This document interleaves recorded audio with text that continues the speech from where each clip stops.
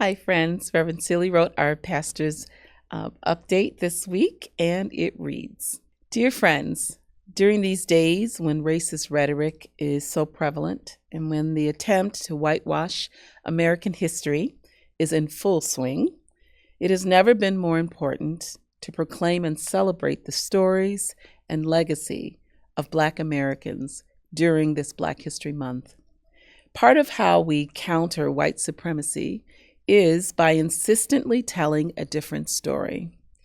I encourage you to attend our church's events, including our liturgies on the weekend of February 8th and 9th, the film festival titled Stony the Road We Trod, A History of Racism in Rochester, this coming Friday at 7 p.m. at Spiritus, our Love and Justice 4 concert that will be happening on Friday, February 21st at 7 p.m. in Sanctuary, and our keynote speaker event where Jean-Pierre Brutus will be speaking on the topic of reparations, and that will be Saturday, February 22nd at 12 noon.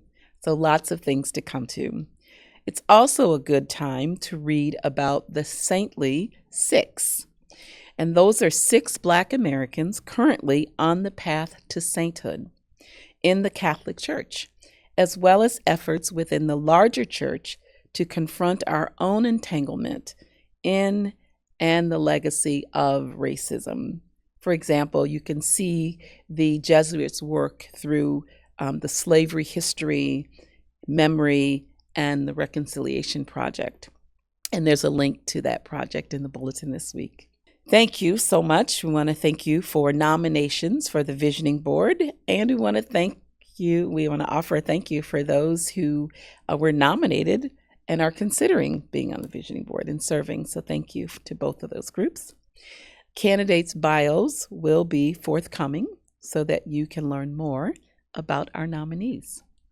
This week, we send our condolences to Karen Kelly on the death of her brother, Ed, who died suddenly, and to Jim Smith, who had another death in his family on the death of his Aunt Margie, and to the Spiritus Christi Prison Outreach family on the death of Connie Sanderson.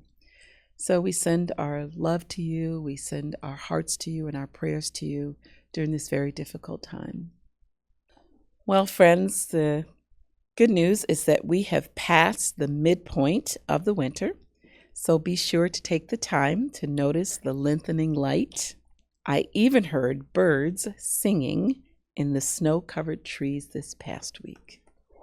Well, friends, thank you so much for joining me for our weekly Pastor's Update, and I will see you next week.